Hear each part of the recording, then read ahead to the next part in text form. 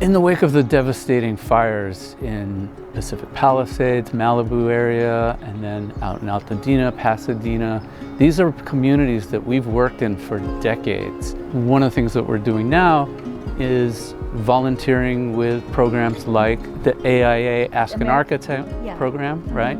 Where ourselves and many of our colleagues, other architects, volunteer our time pro bono to do consultations with homeowners and others who've been impacted by the fires, just to step through the process, because for many folks, you know, they've never contemplated even doing something like a fire rebuild, which is a pretty big deal. And so what we're doing is we're offering, as volunteers, no cost, no obligation, free consultation.